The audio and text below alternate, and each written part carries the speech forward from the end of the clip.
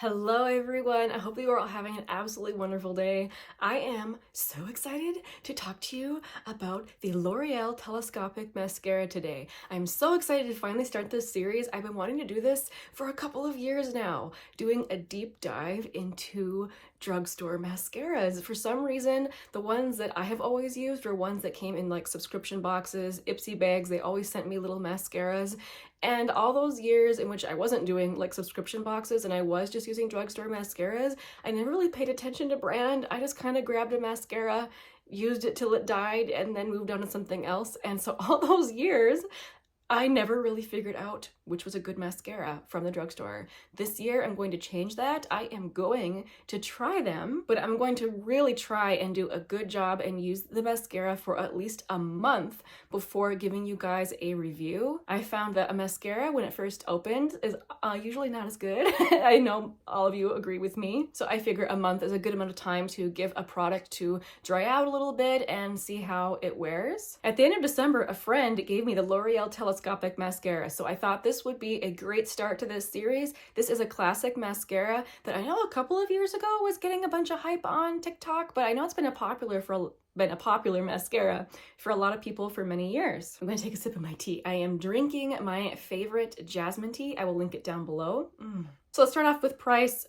As usual, it varies depending on where you pick it up. It's $11.99 on the L'Oreal website. I saw it as low as $8.40 on Amazon. It's $12.99 at Ulta, I'm looking at my notes, and $10.99 at Target. So this is the type of wand that is super flexible, like really, really flexible. So if that's not your favorite, definitely something to keep in mind. The wand is also very different from standard mascaras. It's very skinny. It has flat spots and then spiky spots. So as to how it performed when I first opened it, it was very, very wet when first opened. And every single time I used it, I needed to use a lash comb to really comb out any clumping. I did, of course, notice lengthening. That is what this mascara does. I am, of course, wearing it today. I did have to do a little bit of experimenting to find my perfect way of applying this mascara. It's not one that you want to wiggle at the base of your lashes and then proceed to comb because you get too much product laid down. I felt like those were the times where I especially needed a lash comb. And so while it does separate to a point, I don't think it does the best separation. I've used other mascaras that are a lot better at separation, but I do in general like how the mascara looks. It gives a more kind of a dramatic lengthened look, but not necessarily fluttery. In comparing it to, say, the Ilia mascara, which is another one that's really popular for lengthening, that one creates a much more separated, fluttery look, whereas this one, you might have trouble with some clumping. I found the best way to apply this is, again, avoid wiggling at the base of your lashes. The way that I usually apply is I like to blink onto my mascara wand and then kind of roll it up. Even that, I felt like it deposited too much product. I feel like this is one of those mascaras we just need to go and just do a classic brush through without any sort of special finessing or anything, and that way it doesn't lay down too much product. One thing I really like about this one is that it washes off easily. That is something that I've noticed with a lot of mascaras I've tried lately. They all take a bit of babying to get off. This one I like for that.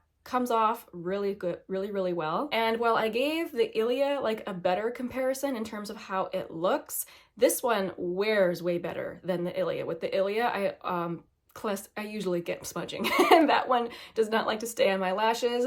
This one stays on much better. I might have some flaking, a little bit of smudging, not so much at the end of the day compared to the Ilia though. So overall, I like it. When a mascara wears well, I give it a lot of points. So even though I prefer how the Ilia looks, this one definitely wins in terms of longevity. Just side note, I really do think it would be good to have a lash comb available.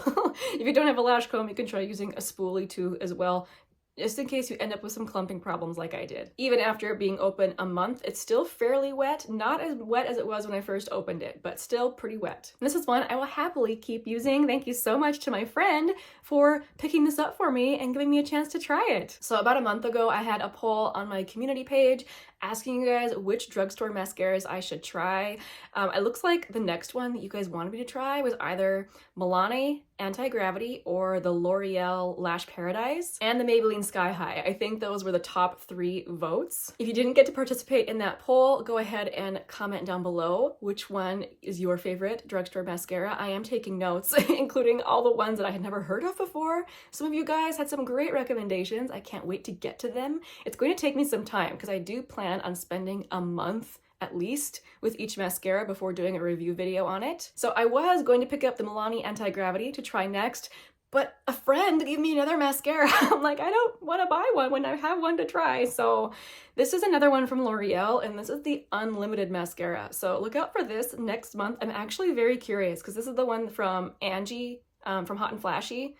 She loves this one. So I'll be trying this one for the next month. Look out for a review for it in February. Thank you guys for going on this drugstore journey with me this year. Make sure and let me know down below your favorite drugstore mascara. And did you have the same experience as me with the L'Oreal Telescopic mascara? For whatever reason, very personal. It could work out very differently for different people. So definitely share your experiences down below so we can all benefit from your experience. Thanks again so much for hanging out with me, guys. I will see you very soon in the next one.